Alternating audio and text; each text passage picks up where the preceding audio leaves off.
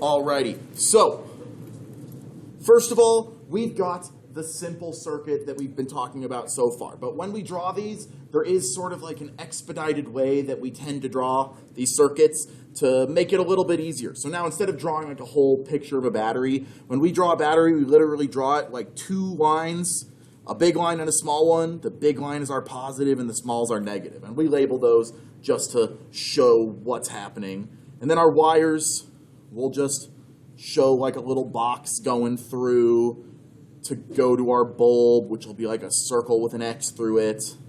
And then it connects all the way around to the positive side, right? Because we have to go all the way from negative to the positive terminal. And it's the difference in charge between those terminals that gives us our voltage, right? However big the difference is, that's the strength of our battery and the strength of the voltage that's pushing all of that current through. So this down here would be our battery, which gives us the voltage. The bulb up here, light bulbs have a filament in them that causes them to glow, right? And that filament isn't made of the same metal as the rest of the wire.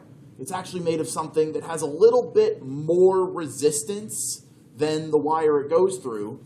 And that resistance causes it to, what light bulb filaments want to do is to burst into flame when all that electricity goes through them. They want to just erupt into flame and burn to a crisp. However, they're kept inside of a little glass ball with no air in it, right? The light bulb itself. So there's no air, they can't burst into flame. So instead they just glow and get warm and light up. That's how light bulbs work, right? But the point being is that light bulbs are actually going to provide resistance. So the more light bulbs I have, the more resistance I'm going to have, right? That little filament with the resistance that causes it to light up, they have more resistance. And then all of the charge is flowing through my circuit, right? And that charge flow is going to give me my current, however fast it's flowing through. So if I have more voltage, it'll flow faster, or more resistance, it'll flow slower.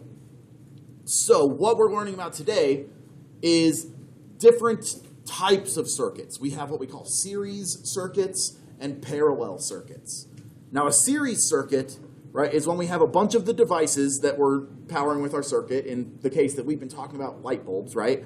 And they're all connected one after another in one single loop, right? So they're one connected straight to the other. They're both powered by the same thing, right? So what we're going to see, if we have one loop and the other in the same, or one bulb and another in the same loop, then we're going to see that the energy from that battery, right, gets shared between the bulbs. So if they're shared between the bulbs, that means each light bulb is getting less energy from those electrons, right? Each electron has to pass through one bulb and provide it with some energy, and then it passes through the next bulb and provides it with some energy, and by the time it gets there, it's already used some of the energy that it had to light that one bulb up. So because of that, each of the bulbs in that circuit are going to be dimmer than if they were just a single bulb in the circuit, right? And there's a pretty big downside, and that's if any of the connections in that entire circuit is broken, then all of the bulbs go out, right? Every single one of them. An example would be like that strand of Christmas lights I have at the back, where all of them have gone out on that entire strand, right? One connection got broken, the entire strand went out. So holiday lights are a series circuit. So if we were to draw one of these, right, we would have our battery, a little positive end and a negative end. I'll zoom it in on the picture here while we're going. And then we will have our circuit.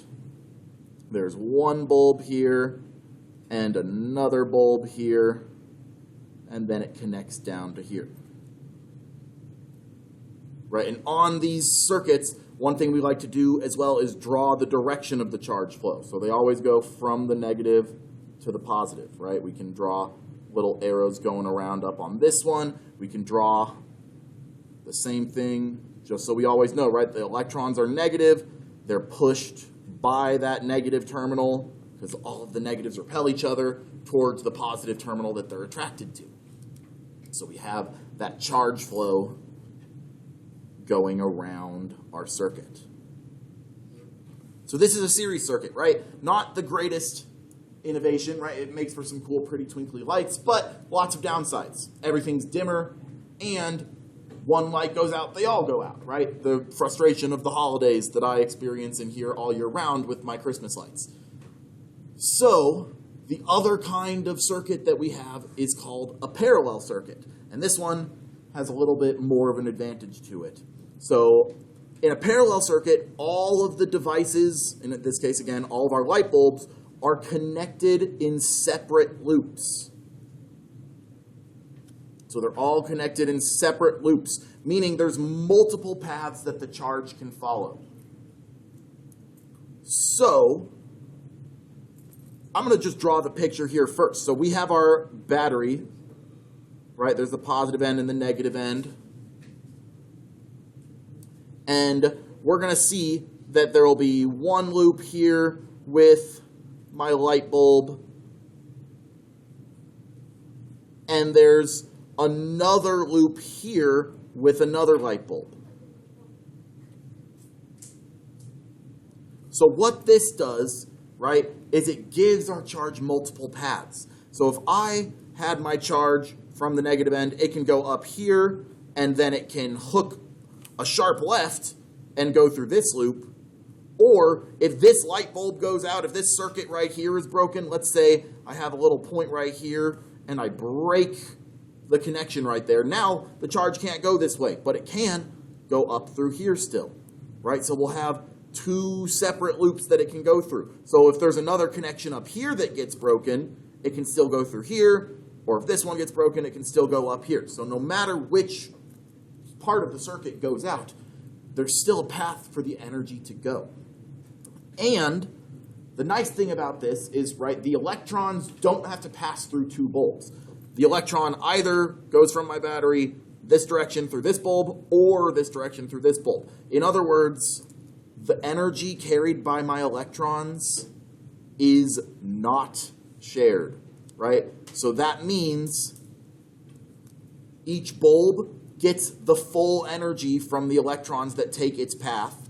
So the bulbs will have the same brightness as if I only had a single light bulb on a single circuit. So one battery, but it's powering two different circuits with the same amount of brightness as if there was one battery powering a single circuit. And the reason for that is because, right, these batteries, they give off more electrons than one circuit can use at a time. If those electrons have to be shared between two bulbs, then they're going to use up their energy here and here. But now the electrons get to pick a path, right? It's like a choose-your-own-adventure game. And they can either give their energy here or here. But either way, both of these bulbs will be full brightness. So what we're going to see, right? We've got what we call junctions here, right? So let's say I have a spot right here. I'm going to call it junction A. So if my connection A is broken, then all of the bulbs can go out. And the reason for that, right, the bulbs need to be part of a circuit. There needs to be a full circle from negative to positive for them to go. If there's no path they can take to get to the positive, then the charge won't go up through this path, it won't go up through this path, it'll just be blocked before it can make it all the way back to the positive end, so there won't be anything lighting up, right? We need a full circle from negative to positive. But if we have a different area of our circuit go out, right? If we, let's label these two spots, I'll label this B and this spot C right up here.